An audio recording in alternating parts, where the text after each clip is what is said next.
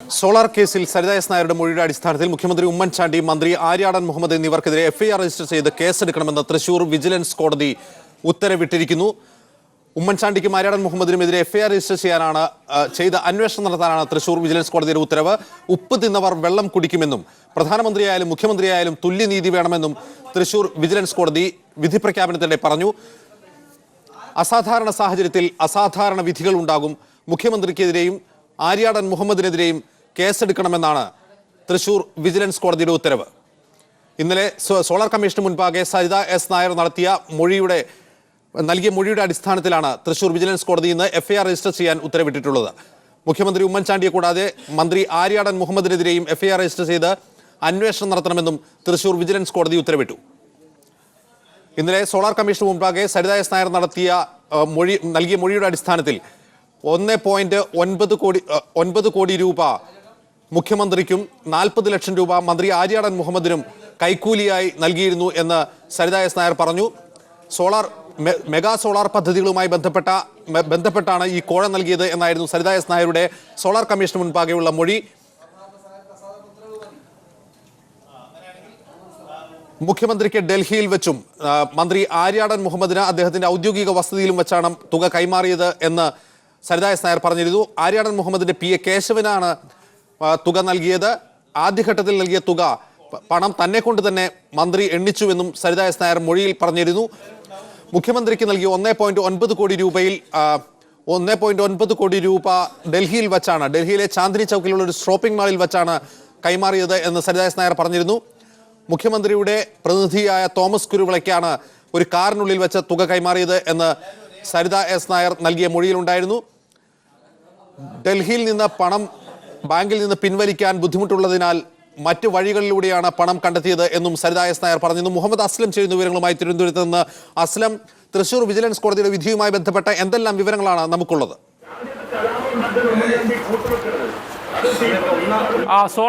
Solar കോഴ ആരോപണത്തിന്റെ അടിസ്ഥാനത്തിൽ ഒരു പൊതുപ്രവർത്തകൻ സമർപ്പിച്ച പൊതു താൽപര്യ ഹർജിയുടെ അടിസ്ഥാനത്തിലാണ് തൃശൂർ വിജിലൻസ് കോടതി ഇപ്പോൾ ഉത്തരവിട്ടിരിക്കുന്നതാണ് നമുക്ക് അറിയാൻ കഴിയുന്നത്. മുഖ്യമന്ത്രിക്കും ആര്യാടൻ മുഹമ്മദ്, വൈദ്യുതി മന്ത്രി, ഊർജ്ജ വകുപ്പ് മന്ത്രിയും ആര്യാടൻ മുഹമ്മദിനെതിരെ എഫ്ഐആർ ഇട്ട് കേസ് രജിസ്റ്റർ ചെയ്യണമെന്ന ഉത്തരവാണ് ലഭിച്ചിരിക്കുന്നത്. യഥാർത്ഥത്തിൽ എഫ്ഐആർ ഇട്ടുകൊണ്ട് പ്രതി ചേർത്തുകൊണ്ട് ഉത്തരവാകുന്ന രീതിയിലേക്കാണ് പോയിക്കൊണ്ടിരിക്കുന്നത്. അങ്ങനെയാണെങ്കിൽ സംസ്ഥാനത്തെ മുഖ്യമന്ത്രിയും ഊർജ്ജ വകുപ്പ് മന്ത്രിയും പ്രതികളാകുന്ന രീതിയിലേക്ക് സോളാർ തട്ടിപ്പിൽ നിന്നും സോളാർ കോഴ കേസായി ഇത് മാറിക്കൊണ്ടിരിക്കുന്നതിൻ്റെ ഏറ്റവും പ്രധാനപ്പെട്ട ഒരു വസ്തുതയാണ്. കഴിഞ്ഞ ആഴ്ചയാണ് കെ ബാബുവിനെതിരെ ബാർക്കോഴ കേസിൽ എഫ്ഐആർ ഇടണമെന്ന തൃശൂർ വിജിലൻസ് കോടതിയുടെ ഉത്തരവ് വരുന്നത്. ഇതിന്റെ അടിസ്ഥാനത്തിലാണ് കെ ബാബു രാജിവെച്ച ഒരു സാഹചര്യമുണ്ട്. സംസ്ഥാനത്തെ മുഖ്യമന്ത്രിയും ഒരു മന്ത്രിക്ക് കൂടെ എഫ്ഐആർ ഇടണമെന്ന കോഴ കേസിൽ കോഴ വാങ്ങിയ കേസിൽ എഫ്ഐആർ ഇടണമെന്ന ഉത്തരവ് വരുന്നതോടുകൂടി മുഖ്യമന്ത്രി അല്ലെങ്കിൽ മന്ത്രിസഭയുടെ ഭാവി തന്നെ അനിശ്ചിതത്തിലാവുന്ന ഒരു അവസ്ഥയിലേക്കുള്ള വളരെ സുപ്രധാനമായ വിധിയാണ് ഇപ്പോൾ തൃശൂർ കോടതി വന്നിരിക്കുന്നത്. ഇവിടെ കൃത്യമായി തന്നെ കഴിഞ്ഞ ദിവസമാണ് സരിത എസ് നായർ കോഴ ആരോപണം ഉന്നയിച്ചത്. മുഖ്യമന്ത്രിക്ക് 1,90,00,000 രൂപ ഡൽഹിയിലെ സഹായ തോമസ് കുരുവിള വഴി നൽകിയെന്നായിരുന്നു സരിതയുടെ ആരോപണം. 1,10,00,000 രൂപ ഡൽഹിയിൽ വെച്ചും 80 ലക്ഷം രൂപ തിരുവനന്തപുരത്തെ വസതിയിൽ വെച്ചും നൽകിയെന്നാണ് ആരോപണം. അതോടൊപ്പം തന്നെ 40 ലക്ഷം രൂപ ആര്യാടൻ മുഹമ്മദിന് നൽകിയെന്നായിരുന്നു സരിതയുടെ ആരോപണം. 2 ഘട്ടങ്ങളായി 20 ലക്ഷം 15 ലക്ഷം എന്നിങ്ങനെ 2 ഘട്ടങ്ങളായിട്ടാണ് സരിത ആര്യാടൻ മുഹമ്മദിന് പണം നൽകിയത്. PA കേശവൻ വഴിയാണ് നൽകിയതെന്ന് പറഞ്ഞു. ഈ രണ്ടിന്റെ അടിസ്ഥാനത്തിൽ കഴിഞ്ഞ ദിവസം തന്നെ ഒരു കത്ത് ഒരു പരാതി കേസെടുക്കണമെന്ന് ആവശ്യപ്പെട്ടുകൊണ്ട് വിജിലൻസ് ഡയറക്ടർക്ക് VS സുനിൽകുമാർ MLA ഒരു പരാതി നൽകിയിരുന്നു. തൃശൂർ വിജിലൻസ് കോടതിയിൽ ഇന്ന് ഒരു ദയവായി തുടരുക. ഇപ്പോൾ സെബാസ്റ്റ്യൻ പോൾ ഉണ്ട്, നിയമവിദഗ്ധൻ. ഡോക്ടർ സെബാസ്റ്റ്യൻ പോൾ, സ്വമേധയാ വിജിലൻസ് കോടതി കേസെടുക്കുകയായിരുന്നു എന്നാണ് ഇപ്പോൾ ലഭിക്കുന്ന വിവരം. ഇത്രയും ഗൗരവതരമായ ഒരു നിയമ നടപടി, ഒരു കോടതി നടപടി കേരളത്തിന്റെ ചരിത്രത്തിൽ ഉണ്ടായിട്ടില്ല എന്ന് തന്നെ പറയേണ്ടി വരും. എങ്ങനെ പ്രതികരിക്കുന്നു ഈ വാർത്തയോട്? അത് കേരളത്തിന്റെ ചരിത്രത്തിൽ ഇതുവരെ നമുക്ക് കണ്ടുപരിചയമില്ലാത്ത കാര്യങ്ങളാണ് ഇവിടെ നടന്നുകൊണ്ടിരിക്കുന്നത്. മുഖ്യമന്ത്രി ഒരു മാരത്തൺ വിസ്താരത്തിന് വിധേയനാകുന്നു സോളാർ അഴിമതി അന്വേഷണ കമ്മീഷന്റെ മുമ്പാകെ. അദ്ദേഹം കുറെ കാര്യങ്ങൾ പറഞ്ഞു. പക്ഷേ ആ കേസിലെ പ്രധാനപ്പെട്ട വ്യക്തി സരിത എസ് നായർ കമ്മീഷന് മുന്നാകെ വെളിപ്പെടുത്തിയ കാര്യങ്ങൾ അത് നമുക്ക് പരിചയമുള്ള കാര്യങ്ങളല്ല. മുഖ്യമന്ത്രിക്കെതിരെ ഇത്ര ഗുരുതരമായ ആക്ഷേപങ്ങളും ആരോപണങ്ങളും വളരെ ഗൗരവമുള്ള ഒരു നിയമവേദിയിലാണ് സരിത ഉന്നയിച്ചിരിക്കുന്നത്. അത് കേട്ടതിനു ശേഷം ഒരു വിജിലൻസ് കോടതിക്ക് അത് കണ്ടില്ല കേട്ടില്ല എന്ന് നടിക്കാൻ കഴിയില്ല. അഴിമതി നിരോധനത്തിന് വേണ്ടിയുള്ള ആ കോടതി. അതുകൊണ്ട് കോടതി സ്വമേധയാ ആ കേസെടുത്തതിൽ ഒരു അപാകത കഴിയില്ല. പ്രാഥമികമായി വിവരത്തെ അടിസ്ഥാനമാക്കിയാണ് പ്രതികരണം എങ്കിൽ പോലും ഏത് കോടതിക്കും ചില ഇൻഹറന്റായ പവേഴ്സ് ഉണ്ട്. അതനുസരിച്ചാണ് സ്വമേധയാ ചില സന്ദർഭങ്ങളിൽ കേസെടുക്കാൻ കഴിയുന്നത്. ഇവിടെ ഒരു FIR രജിസ്റ്റർ ചെയ്യണമെന്നുള്ള ആവശ്യമാണ്. അതിനുവേണ്ടി ഏത് പൗരനും കോടതിയെ സമീപിക്കാമായിരുന്നു. കോടതിക്ക് സ്വമേധയാ അതിനുള്ള അധികാരമുണ്ട്. ആ അധികാരമാണ് ഇപ്പോൾ തൃശൂർ വിജിലൻസ് കോടതി പ്രയോഗിക്കുന്നത്. ഡോക്ടർ സെബാസ്റ്റ്യൻ പോൾ, വ്യക്തതയ്ക്ക് വേണ്ടി ഒരു കാര്യം ചോദിക്കുകയാണ്. ഒരു ജുഡീഷ്യൽ കമ്മീഷനാണ് ഇപ്പോൾ സോളാർ ഇടപാടുമായി ബന്ധപ്പെട്ട അന്വേഷണം നടത്തിക്കൊണ്ടിരിക്കുന്നത്. ഒരുപക്ഷെ സോളാർ ജുഡീഷ്യൽ കമ്മീഷന്റെ അന്വേഷണ പരിധിയിൽ ടേംസ് ഓഫ് റെഫറൻസിൽ മറ്റൊരു ഏജൻസിക്ക് ഈ കേസ് അന്വേഷിക്കാൻ വേണ്ടി ശുപാർശ ചെയ്യാവുന്നതാണ്. ഇപ്പോൾ ഈ അന്വേഷണം, ഈ മൊഴിയെടുപ്പൊക്കെ നടന്നുകൊണ്ടിരിക്കെ തൃശൂർ വിജിലൻസ് കോടതി ഇത്തരത്തിൽ FIR രജിസ്റ്റർ ചെയ്യാൻ ഉത്തരവിടുന്നത് നാളെ ഹൈക്കോടതിയിൽ ചോദ്യം ചെയ്യാനാവുന്ന വിധത്തിൽ നിയമപരമായി പഴുതുള്ളതാണ്. ഹൈക്കോടതിയിൽ അത് ചോദ്യം ചെയ്യപ്പെടും എന്ന കാര്യത്തിൽ സംശയമൊന്നുമില്ല. പക്ഷെ ബാബുവിന്റെ കാര്യത്തിൽ ഹൈക്കോടതി പറഞ്ഞതുപോലെ അങ്ങനെയും ആകാമായിരുന്നു എന്ന് നമുക്ക് വേണമെങ്കിൽ പറയാം. പക്ഷേ അതിനർത്ഥം ഇപ്പോൾ കോടതി ചെയ്തത് തെറ്റാണ് എന്ന് പറയാൻ കഴിയില്ല. അതുകൊണ്ടാണ് ബാബുവിനെതിരെയുള്ള FIR-ൽ ഡിവിഷൻ ബെഞ്ച് ഇടപെടാതിരുന്നത്. ഇവിടെ ഒരു വസ്തുത അന്വേഷണ കമ്മീഷൻ പ്രവർത്തിക്കുന്നുണ്ട്. പക്ഷെ ആ കമ്മീഷനിൽ നൽകിയ മൊഴി മാത്രമല്ല, അതിനുശേഷം പുറത്തു വന്ന് മാധ്യമങ്ങളിലൂടെ സരിത കുറെ കാര്യങ്ങൾ പറഞ്ഞു. ആ കാര്യങ്ങളെ അടിസ്ഥാനമാക്കിയാണെങ്കിൽ പോലും വിജിലൻസ് കോടതിക്ക് ഇങ്ങനെ ചെയ്യുന്നതിനുള്ള അധികാരമുണ്ട്. ഡോക്ടർ സെബാസ്റ്റ്യൻ പോൾ, ഈ സാഹചര്യത്തിൽ ഈ FIR രജിസ്റ്റർ ചെയ്യപ്പെടുകയാണെങ്കിൽ പിന്നെ ഈ മന്ത്രിസഭയുടെ ഭാവി എന്തായിരിക്കുമെന്ന ആശങ്ക സ്വാഭാവികമായും ഉയരില്ലേ? അത് ഒരു ന്യായമായ ആശങ്കയും ആകാംക്ഷയുമാണ്. FIR രജിസ്റ്റർ ചെയ്യപ്പെടുകയാണെങ്കിൽ ഇതുവരെ ഈ വിഷയവുമായി ബന്ധപ്പെട്ട് നടന്ന കാര്യങ്ങൾ മാത്രം പരിശോധിച്ചാലും പിന്നീട് മുഖ്യമന്ത്രിക്ക് തുടരാൻ കഴിയില്ല. ധാർമ്മികമായ ഒരു വശമുണ്ട്, രാഷ്ട്രീയമായ വശമുണ്ട്, നിയമപരമായ വശവുമുണ്ട്. അവരുടെ അടിസ്ഥാനത്തിൽ മുഖ്യമന്ത്രിക്ക് ഈ രീതിയിൽ തുടരാൻ കഴിയും എന്ന് ഞാൻ കരുതുന്നില്ല.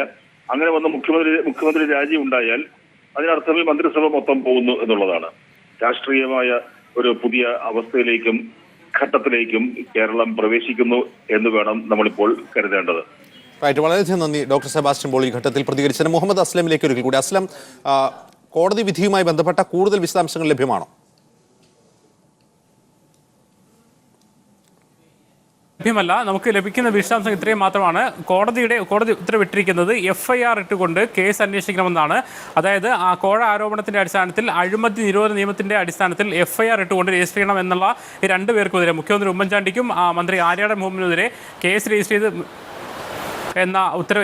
ഉത്തരവിട്ട വിശദാംശങ്ങൾ എന്ന കാര്യം മാത്രം നമുക്ക് ലഭ്യമാകുന്നത്. നമുക്ക് ലഭിക്കുന്ന വിവരമനുസരിച്ച് ഒരു പൊതുതാൽപര്യ ഹർജിയാണ്. കേസ് നേരിട്ടെടുത്തു എന്നുള്ള ഒരു കാര്യം കേൾക്കുന്നുണ്ട്. ഇക്കാര്യത്തിൽ വ്യക്തത അല്പം കൂടി വരാനുണ്ട്. അതേസമയം കോഴ ആരോപണം കഴിഞ്ഞ ദിവസം അസ്ലം ദയവായി തുടരുക. ഇപ്പോൾ ജോയ് കൈതാരമുണ്ട്. ശ്രീ ജോയ് കൈതാരം, ലഭ്യമാകുന്ന വാർത്തകൾ വളരെ പരിമിതമാണ്. ഇത് കോടതി സ്വമേധയാ എടുത്ത കേസാണോ അതോ താങ്കളെ പോലുള്ള പൊതുപ്രവർത്തകർ നൽകിയ പരാതിയുടെ അടിസ്ഥാനത്തിലാണോ? ഞാൻ മനസ്സിലാക്കുന്നത്, ഞാൻ രാവിലെ കോടതിയിൽ പോയിരുന്നു. ഹർജി ഫയൽ ചെയ്യുന്നതിന് വേണ്ടി തന്നെയാണ് പോയത്. കാരണം സരിത സോളാർ കമ്മീഷൻ മുൻപാകെ കൊടുത്തിരിക്കുന്ന മൊഴി നേരത്തെ ഈ സംഭവവുമായി ബന്ധപ്പെട്ട് CCTV ദൃശ്യങ്ങൾ പരിശോധിക്കണം എന്നാവശ്യപ്പെട്ട് ബഹുമാനപ്പെട്ട ഹൈക്കോടതിയിൽ ഞാൻ കൊടുത്തിരുന്ന ഹർജിയിൽ ആരോപിച്ച പല കാരണങ്ങളും ശരിവെക്കുന്നതായിരുന്നു. അന്നെ സ്പെഷ്യൽ സംഘത്തിന്റെ ഉദ്യോഗസ്ഥൻ ADGP ഹേമചന്ദ്രൻ മുഖ്യമന്ത്രിയെ രക്ഷപ്പെടുത്തുന്നതിന് വേണ്ടി തെളിവുകൾ നശിപ്പിക്കാൻ പോലീസ് ഉദ്യോഗസ്ഥർക്ക് തന്നെ അവസരങ്ങൾ നൽകി അങ്ങനെ മുഖ്യമന്ത്രിയെ രക്ഷപ്പെടുത്തുകയായിരുന്നു എന്ന് വ്യക്തമായ വിവരമാണ് സരിത സോളാർ കമ്മീഷൻ മുൻപാകെ സമർപ്പിച്ചിട്ടുള്ളത്. ആ കാരണം കൊണ്ട് തന്നെ ഇതിനകത്ത് നടന്ന അഴിമതിയും ക്രമക്കേടുകളും അധികാര ദുർവിനിയോഗവും എല്ലാം വ്യക്തമായ സാഹചര്യത്തിൽ വിജിലൻസ് കോടതിയിൽ ഹർജി സമർപ്പിക്കുന്നതിനെ കുറിച്ച് രേഖകൾ സമാഹരിച്ചുകൊണ്ടിരിക്കുന്നതിനിടയിലാണ് മറ്റൊരു പൊതുപ്രവർത്തകൻ ഈ ഹർജി കൊടുത്തതായി ഞാൻ മനസ്സിലാക്കുന്നത്. അതുകൊണ്ട് ഈ ഹർജി സമർപ്പിക്കാതെ കോടതിക്ക് അരികിൽ തന്നെ മാറി നിൽക്കുകയായിരുന്നു. ഈ ഹർജി ഇതിൽ കോടതി ഇടപെടുകയും അന്വേഷണത്തിന് കോടതി ഉത്തരവിടുകയും ചെയ്തിട്ടുണ്ട്. ഗൗരവമായ വിധത്തിൽ ആണ് ഇത് സംഭവിച്ചിരിക്കുന്നത്. എന്നും ഒരു കുറ്റകൃത്യത്തെ സംരക്ഷിക്കാൻ അധികാരം ഉപയോഗിച്ചുകൊണ്ട് മറയിടാൻ കഴിയില്ല എന്ന് വ്യക്തമാകുന്നതാണ്. ജുഡീഷ്യറിയിൽ വിശ്വാസവും അതുപോലെ നിയമവാഴ്ചയിൽ നിലനിൽക്കുകയും ചെയ്യും എന്ന് ജനങ്ങളെ ബോധ്യപ്പെടുത്തുന്ന ഒരു ഇടപെടലാണ് ബഹുമാനപ്പെട്ട തൃശൂർ വിജിലൻസ് കോടതി ഈ കാര്യത്തിൽ നടത്തിയിരിക്കുന്നത്. ശ്രീ ജോയ് കൈതാരം, ഈ പരാതി നൽകിയ ആളെ കുറിച്ചുള്ള വ്യക്തത ഇപ്പോഴും തുടരുകയാണ്. എങ്കിൽ പോലും കോടതി ഈ ഹർജി ആദ്യം തന്നെ പരിഗണിച്ചു എന്നല്ലേ മനസ്സിലാക്കേണ്ടത്? അതെ, ഇത് ശ്രീ PD ജോസഫാണ് ഹർജി സമർപ്പിച്ചത് എന്ന് ഞാൻ മനസ്സിലാക്കുന്നത്. ഒരു പൊതുപ്രവർത്തകനാണ് അദ്ദേഹം. PD ജോസഫാണ് ഹർജി കൊടുത്തത് എന്നറിയുന്നു. റൈറ്റ്. വളരെയധികം നന്ദി ജോയ് കൈതാരം ഇപ്പോൾ ഈ വാർത്തയോട് പ്രതികരിച്ചതിന്. മുഹമ്മദ് അസ്ലം വീണ്ടും ചേരുന്നു. അസ്ലം, തൃശൂർ സ്വദേശിയായ പൊതുപ്രവർത്തകൻ PD ജോസഫാണ് ഹർജി നൽകിയത് എന്നാണ് ജോയ് കൈതാരം നൽകുന്ന വിവരം. അല്ലെങ്കിൽ പോലും സ്വമേധയാ തന്നെ വിജിലൻസ് കോടതിക്ക് കേസ് പരിഗണിക്കാമായിരുന്നു. കാരണം ഇന്നലെ സോളാർ കമ്മീഷൻ പോലുള്ള ഒരു ജുഡീഷ്യൽ ഏജൻസിയുടെ മുമ്പിലാണ് സരിതാ നായർ കോഴ സംബന്ധിച്ച വെളിപ്പെടുത്തലുകൾ നടത്തിയത്. എങ്കിൽ പോലും ഈ ഹർജി പരിഗണിച്ചുകൊണ്ട് ഇന്ന് കോടതി ആദ്യം തന്നെ ഈ കേസ് പരിഗണിച്ചു എന്നാണ് നാം മനസ്സിലാക്കുന്നത്. മന്ത്രിസഭയുടെ ഭാവി സംബന്ധിച്ച ചർച്ചകൾ സ്വാഭാവികമായും ഇപ്പോൾ തലസ്ഥാനത്തുണ്ടാകുമല്ലോ. എന്തെങ്കിലും വിവരം ലഭ്യമാണോ? ഇപ്പോൾ അല്പ സമയങ്ങൾക്ക് മുമ്പ് മാത്രമാണ് ഈ കോടതി ഉത്തരവ് സംബന്ധിച്ചുള്ള വാർത്തകൾ പുറത്തു വരുന്നത്. ഇത് തന്നെ ആരാണ് ഈ കേസ് കൊടുത്തതെന്നുള്ള വിവരം പോലും ഒരുപക്ഷെ ഇപ്പോൾ ജോയ് കേദാരത്തിൻ്റെ വാക്കുകളിലൂടെയാണ് നമുക്ക് മനസ്സിലാവുന്നത്. ആ അർത്ഥത്തിൽ ഇപ്പോഴാണ് രാഷ്ട്രീയ കേന്ദ്രങ്ങൾക്ക് തന്നെ ഈ സംബന്ധിച്ചുള്ള സ്ഥിരീകരണം ലഭിച്ചു വരുന്നേ ഉള്ളൂ. അതുകൊണ്ട് തന്നെ എന്തെങ്കിലും തീരുമാനത്തിലേക്ക് പോയതായിട്ട് നമുക്കറിയില്ല. അതേസമയം വളരെ വ്യക്തമായ ഒരു കാര്യം, FIR ഇട്ടുകൊണ്ട് കോഴക്കേസിൽ, അഴിമതി കേസിൽ മുഖ്യമന്ത്രിക്കെതിരെ FIR ഇട്ടുന്ന ഒരു സാഹചര്യം തീർച്ചും അസാധാരണമായ ഒരു സാഹചര്യമാണ്. കേരളത്തിൽ ഒരുപക്ഷെ ഭരണത്തിലിരിക്കെ മുഖ്യമന്ത്രിക്കെതിരെ അത്തരത്തിലൊരു കേസ് രജിസ്റ്റർ ചെയ്ത ഒരു സാഹചര്യം തന്നെ ഇല്ല. സോളാർ കേസിൽ ഇതുവരെ അദ്ദേഹത്തിനെതിരെ ഒരുപാട് ആരോപണം ഉന്നയിച്ചിരുന്നു. അദ്ദേഹം കമ്മീഷനിൽ പോയി 14 മണിക്കൂർ വിസ്താരത്തിന് ഇരുന്നു കൊടുത്തു. അതോടൊപ്പം തന്നെ മറ്റ് ആരോപണങ്ങളും മറുപടി പോയി അദ്ദേഹം മുന്നോട്ട് പോകുന്നു. കോഴ ആരോപണം കഴിഞ്ഞ ദിവസം വന്നപ്പോൾ പോലും അദ്ദേഹം ജനങ്ങൾ വിശ്വസിക്കില്ല എന്നുള്ള ഒരു വാദമാണ് ഉന്നയിച്ചുകൊണ്ടിരുന്നത്. അതേസമയം ഇത് നിയമപരമായ ഒരു വശത്തിലേക്ക് മാറിയിരിക്കുന്നു. മുഖ്യമന്ത്രി ഭരണത്തിലിരിക്കുന്ന മുഖ്യമന്ത്രി, ഭരണത്തിന്റെ തലവനായ, മന്ത്രിസഭയുടെ തലവനായ മുഖ്യമന്ത്രി ഒരു കോഴ കേസിൽ പ്രതി ചേർക്കപ്പെടുന്നു എന്നുള്ള വളരെ അസാധാരണമായ ഒരു സാഹചര്യമാണ്. ഈ ഒരു സാഹചര്യത്തിൽ മന്ത്രിസഭ തീർച്ചയായും മന്ത്രിസഭയുടെ ഭാവി അനിശ്ചിതത്തിലാവുന്ന എന്ത് തീരുമാനം കോൺഗ്രസും അതോടൊപ്പം തന്നെ UDF-ഉം എടുക്കുമെന്ന തരത്തിലുള്ള തികച്ചും ആശങ്കയുള്ള ഒരു കാര്യം തന്നെയാണ് വന്നിരിക്കുന്നത്. കഴിഞ്ഞ ദിവസം തന്നെ കോഴ ആരോപണം ഉയർന്നപ്പോൾ പോലും കോൺഗ്രസിനകത്ത് ഇത് സംബന്ധിച്ചുള്ള കനത്ത ആശയക്കുഴപ്പം ഉണ്ടായിരുന്നു. ഏത് തരത്തിൽ ഇതിനെ പ്രതിരോധിക്കണമെന്ന കാര്യത്തിൽ തികച്ചും ആശയക്കുഴപ്പം KPCC നേതൃത്വത്തിനും അതോടൊപ്പം തന്നെ I ഗ്രൂപ്പിനും ഉണ്ടായിരുന്നു. വിഭാഗം ബാർ ഉടമകളുടെ അതോടൊപ്പം തന്നെ രാഷ്ട്രീയമായ കുതന്ത്രത്തിന്റെ ഭാഗമാണിതെന്ന് പറയുമ്പോൾ പോലും ഇക്കാര്യത്തിൽ I വിഭാഗവും KPC പ്രസിഡന്റ് VM സുധീരൻ നേതൃത്വത്തിലുള്ള വിഭാഗവും ശക്തമായ ആശയക്കുഴപ്പത്തിലുണ്ടായിരുന്നു. എങ്ങനെ പ്രതിരോധിക്കണമെന്ന കാര്യത്തിൽ ഇപ്പോൾ വളരെ കൃത്യമായ കോടതിയുടെ ഭാഗത്തുള്ള ഇടപെടൽ ഉണ്ടായിരിക്കുന്നു. FIR ഇട്ട് കേസ് രജിസ്റ്റർ ചെയ്യാൻ മുഖ്യമന്ത്രി പ്രതി ചേർത്തുകൊണ്ട് കോഴ കേസിൽ രജിസ്റ്റർ ചെയ്ത് മുന്നോട്ട് പോകാൻ തീരുമാനിച്ചിരിക്കുന്ന ഒരു സാഹചര്യം തികച്ചും അസാധാരണമാണ്. സ്വാഭാവികമായും സംബന്ധിച്ചുള്ള മുഖ്യമന്ത്രി ഉൾപ്പെടെയുള്ള മന്ത്രിസഭ മുഴുവൻ ഒഴിയണമെന്നുള്ള ആവശ്യം പ്രതിപക്ഷത്തിൽ നിന്ന് ഉടൻ തന്നെ ഉയരും. ഒരുപക്ഷെ പ്രതിപക്ഷ നേതാവ് VS അച്യുതാനന്ദൻ അല്പസമയത്തിനകം തന്നെ മാധ്യമങ്ങളെ കണ്ടേക്കും. അദ്ദേഹം അദ്ദേഹത്തിന്റെ ഔദ്യോഗിക വസതിയായ കന്റോൺമെന്റ് ഹൗസിലുണ്ട്. ഉടൻ ഒരുപക്ഷെ മാധ്യമങ്ങളെ കണ്ടേക്കുമെന്ന സൂചനകൾ ലഭിക്കുന്നുണ്ട്. അങ്ങനെയാണെങ്കിൽ അത്തരത്തിലൊരു ആവശ്യം ഉയർന്നാൽ അതിനെ പ്രതിരോധിക്കാൻ UDF-നെ സംബന്ധിച്ചോളം കോൺഗ്രസിനെ സംബന്ധിച്ചോളം വളരെയധികം ബുദ്ധിമുട്ടായിരിക്കും എന്നുള്ള വ്യക്തമാണ്.